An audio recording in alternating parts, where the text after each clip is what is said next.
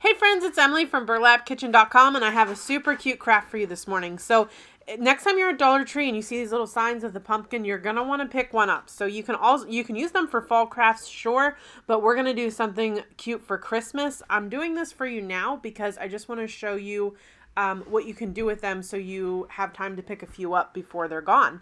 So first we're going to trace this scrapbook paper. It kind of looked like snowflakes to me, so that's what I'm going to use. And then I'm just going to go ahead and cut it out with my scissors.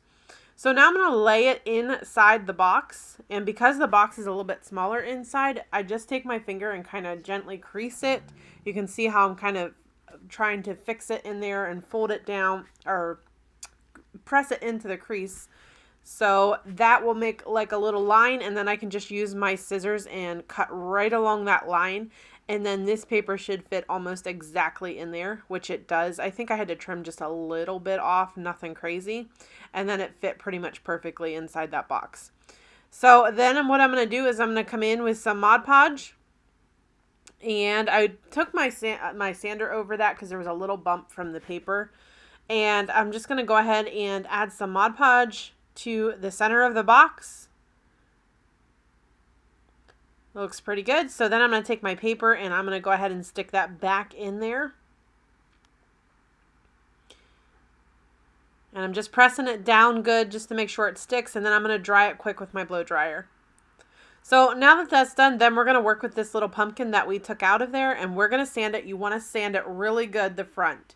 So you get all that like pumpkin, the little glittery stuff off, or it will come up through the paint when you go to paint your project.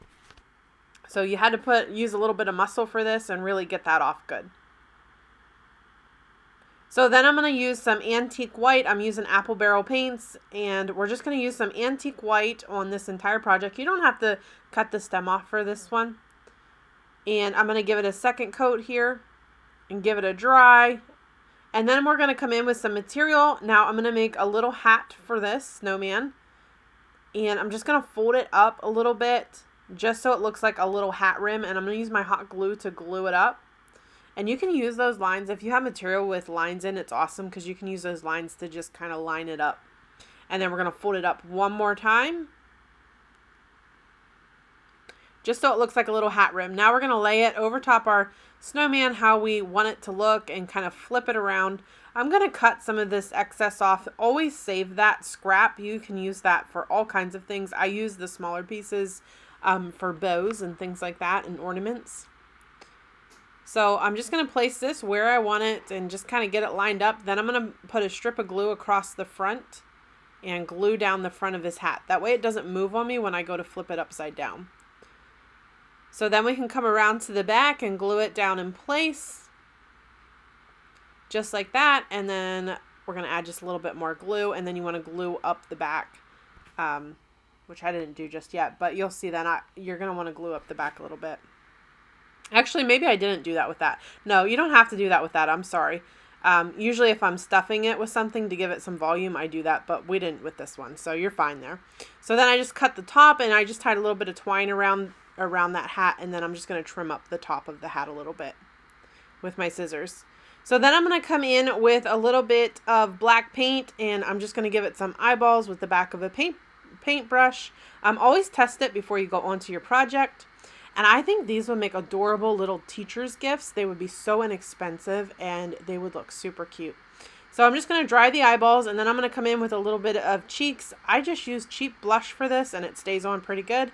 Then I was going to use my orange paint and mix it with black, but I already had it from a previous project. So this is just pumpkin orange apple barrel paint with one dot of black.